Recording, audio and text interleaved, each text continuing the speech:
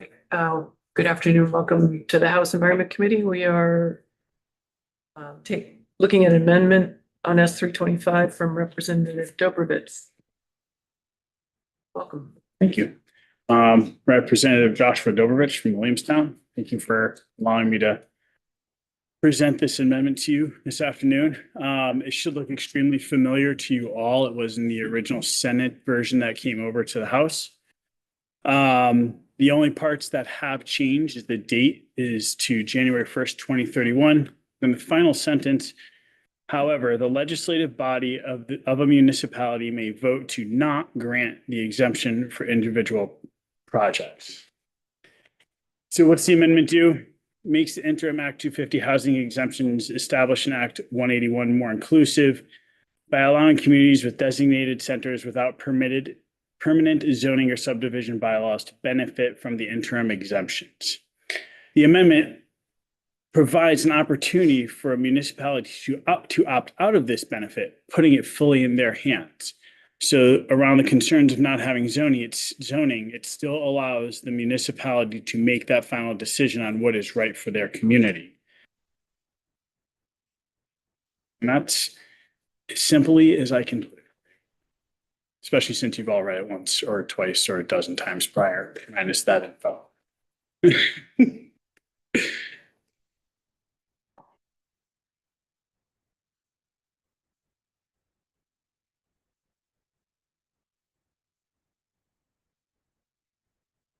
Do members have questions for the representative? Yeah, Representative Zachary. I appreciate having this extra sentence, which gets at some of the concerns that we've heard in this committee before. I'm wondering how it would work in practice. Would they, when would such, I guess I have a couple of questions. When would such a vote take place? And how would the municipality know when they would need to invoke this option that we'd be granting them to object? Once the project would be brought forth, they would, under Act 250, and they would be able to, or under these exemptions, these interim exemptions, they would then call a vote on it, and so it would have to be brought to the select board prior to do so. If they're exempt, would they not receive notification? I'm not 100% certain. It just seems like this would be a potentially problematic process. But by doing what is you're going to be doing, if you don't do this, is you're going to be exempting 60 municipalities from any of these interim exemption benefits. So which are mostly in rural communities. So you're taking these interim benefits away, exemptions away from these rural communities, but you're going to let all of these other municipalities such as Williston, Burlington, Middlebury, all enjoy these interim exemptions if necessary. I'm a little confused. I didn't think those 60 municipalities already had these exemptions. So how are we taking them away? So there's 60 municipalities that don't have zoning. So based on what you guys are presenting, they would not qualify for the interim exemptions. They never did. But they should. So that's different. That just, I thought, I don't think, I just heard you say that we were taking them away. And so my apologies, not taking away. You took them away with the writing of the previous legislation. This is giving it back to them so they can enjoy the same benefits that these other municipalities can have. And you're allowing their select board to make the final decision, which isn't zoning, but allows the town to have say over what they need. Yeah, I do appreciate that last sentence addresses this. Quite a bit, almost some of the issues, but not all of them. But I would say they never had these exemptions. You are correct. They've never had them. The legislature took them away from them when they wrote the original legislation. They had. They just never gave it to them. I mean, they gave it to everybody else, but they didn't give it to 60 rural communities. We didn't take anything away. They just didn't. Clarification. I think if I could just interrupt one sure, second. Go ahead. Are you, Representative Dobrovich, referring to the S 325 as passed by the Senate? Yes, This yes. amendment came to us. Okay, I think that's, Sorry, my apologies, because that is. No problem. Just Just want to wanted to clarify make for the sure. record that these municipalities never had these exemptions before. This would be a new change in law this session. Didn't you're from the town that voted this down, this development down? The development like this town? No, they did not vote it down. There is a development proposed in Williamstown that is going through the process and based on, we don't have any zoning, so stops us based on the current law. Should it be there? This is something like our town needs, and so does many other rural town needs more housing, more affordable housing. As the law is written and what you're proposing, towns like Williamstown will never be able to take advantage of these interim exceptions, which isn't fair to rural communities. Do you know why your town doesn't have zoning? I don't necessarily know why they don't have zoning. It's not a conversation I've had with the town office. Do you know how many Act 250 permits are in your town? No.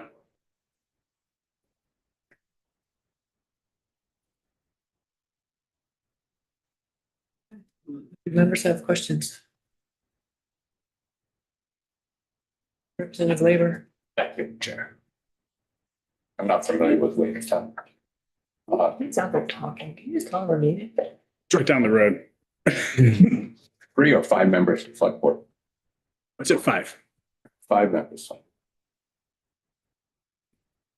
Thank you. Representative North. Oh, I was just gonna ask you if you could, thank you for your presentation, fill us in a little bit more on, sounds like there is a specific.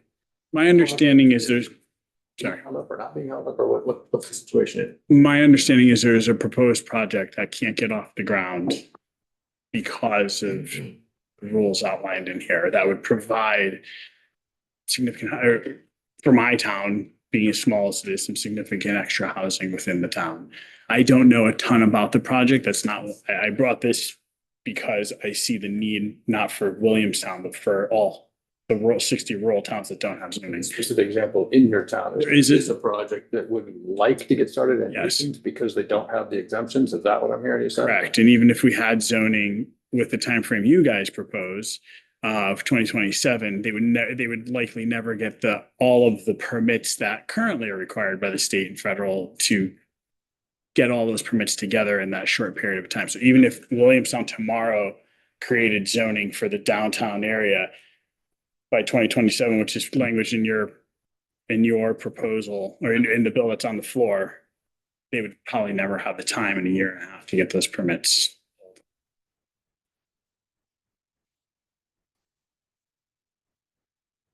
Representative Chapin.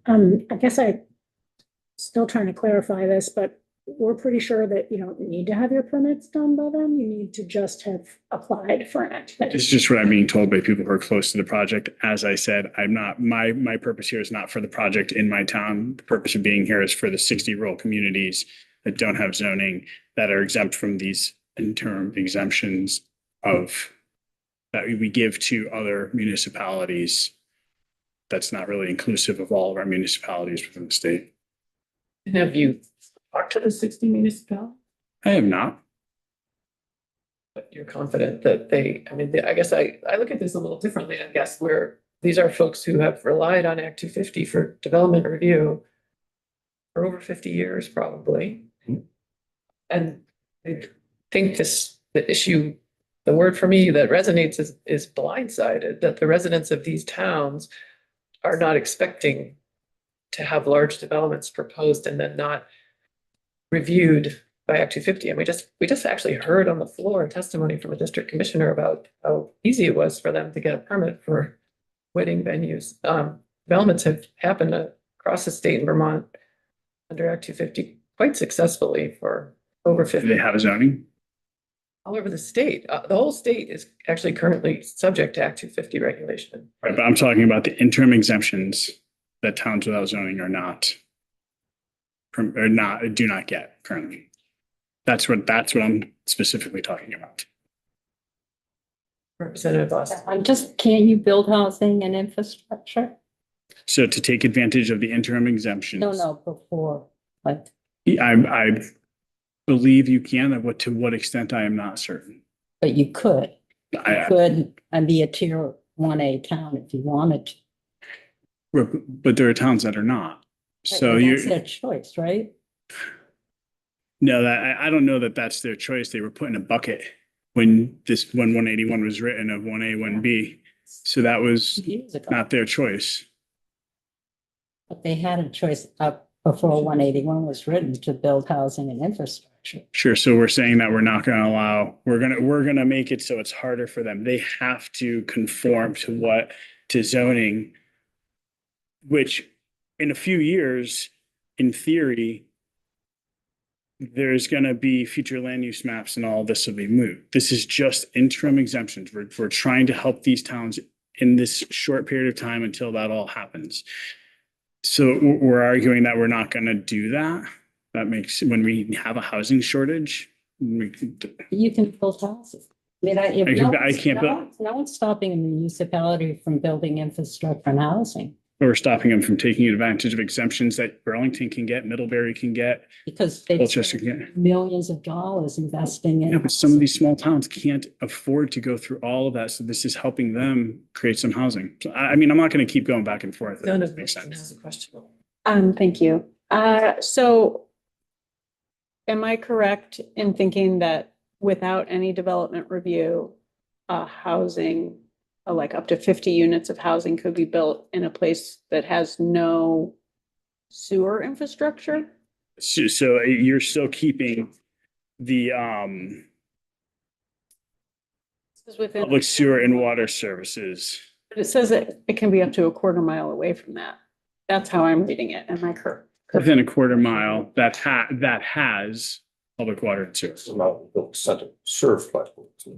It's just unclear to me whether that applies to the area where where the development would be taking place, or It's saying that it would have to have public water and sewer. it says within one quarter mile of a place that does have water and sewer. Correct. So a quarter mile away from water and sewer. Actually, is it okay if I ask Ellen? I'm having a hard time. Yeah, it may be in fact time to hear from Ellen. So maybe Interpreting. we'll invite Ellen to join us. Thank you.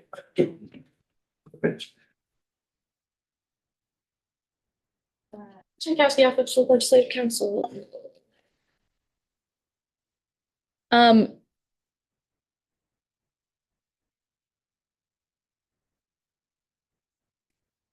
Yes,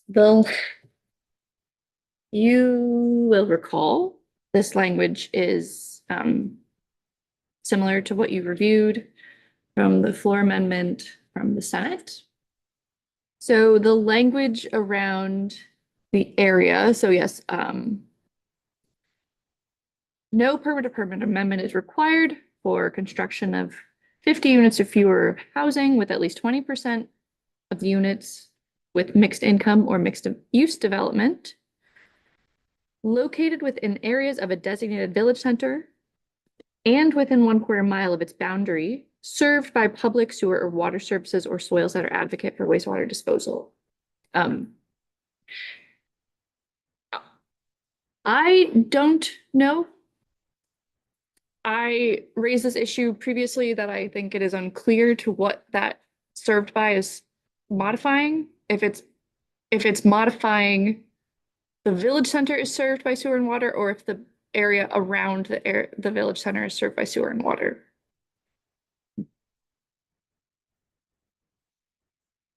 Could we clarify it? So this is saying that it must be served by sewer and water.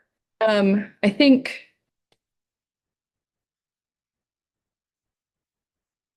I'd have to think about, you'd have to rearrange the sentence, I think, but Do you know what page is that on this in the Senate bill? yes, it's in the I have it, thank you. Okay, in the Senate bill, it was It's in 6,081 after the other interim exemptions.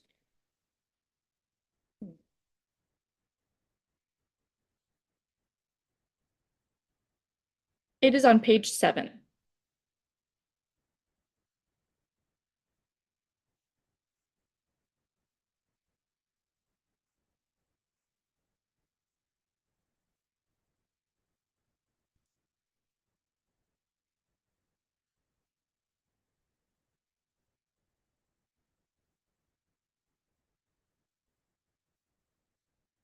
And Representative Dobrovich, why you changed the date to 2031? The municipalities will.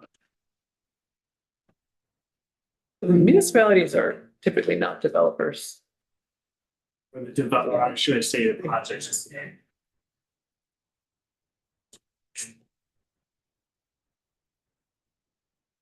Do members have questions for Ellen? We're bound to be and support it.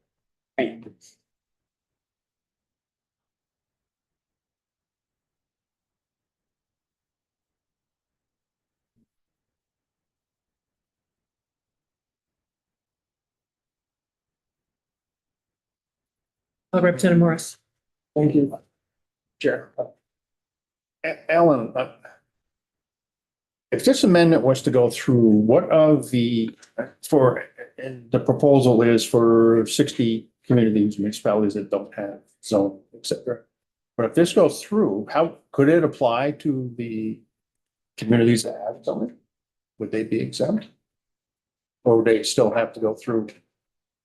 Yes, so this doesn't mention either way. So I think it would include those who do have zoning and those that do not.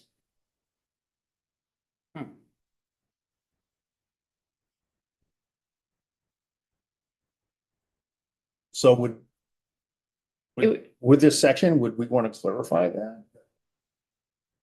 It's only for, or American policy to apply to communities that don't have zoning regulations? Or I guess for me, this is like another one of those things where we didn't take testimony from towns that would be affected by it. We've been hearing a lot from communities about concerns of making changes that they're not aware of. And this is a pretty big change for those communities. Representative Logan. Yeah, and I am concerned about the equity implications of this because it's not very well defined what these kinds of housing projects would be. And then they would receive no development review.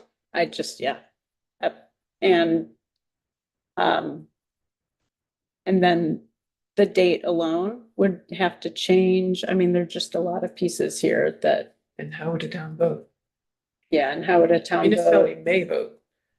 may vote to not grant the exemption. So they're So they don't have to select board? vote. The municipality doesn't have to vote. Yeah, they'd have to know about the project, but if they don't have They the don't have money, zoning they're not or applying for a development permit. review, then they won't necessarily know Yeah. about it till after the project's funded and started or something like that. I don't know, there's just something off about it. I'd like support the goal to build affordable housing. Representative Sacramento. Yeah, just wanted to comment on a couple of pieces, which is that about there being the possibility of a vote. If I was a developer and I was looking to start the process of getting permits, this would be a really big hurdle potentially. Like you wouldn't know in advance how a select board is going to vote. Like you could think you're going to know, and then in March, the select board changes, and then they suddenly say, actually, we don't like this project and we're going to not allow it to proceed. So I'm not sure that this would actually give most municipalities the kind of it would give them the authority, but it would be a very sort of uncertain in terms of its effect. It would create a lot of uncertainty from a developer's point of view for sure. And as a developer, I think it would be really hard to want to go ahead with a project in one of these areas, knowing that it could be stopped by a simple, in some cases, 2-to-1 vote of a small select board at any time. And then the other part here is I think just harkening back to the debate we had when this came up previously, that this seems to be a change in policy that would be very much aimed at a particular project in a particular location without considering the effects on the rest of the state who would be affected. And in general, it seems like it's not great policy to be having a single project being driving changes in statute. Representative Time Levy. Thank you. If I could just ask Representative Sakowicz, just to clarify, did you say that one select board could negate a vote of a previous select board? Is that what you just said in part of your Oh, concern? they certainly could, yeah. Yeah, select boards can't bind future select boards, Just like. legislatures can't bind future legislatures. So you're saying that a project could be started, there'd be a hole in the ground and a foundation, and a select board could try to stop that? According to this wording, that's what it certainly seems like to me.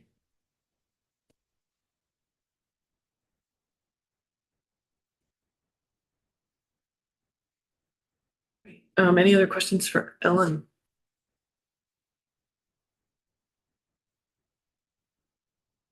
Okay.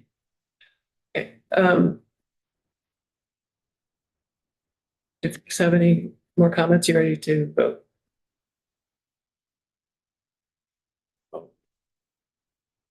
Yeah, all those in, just waiting for my copy of the amendment. Keep track of what's going on.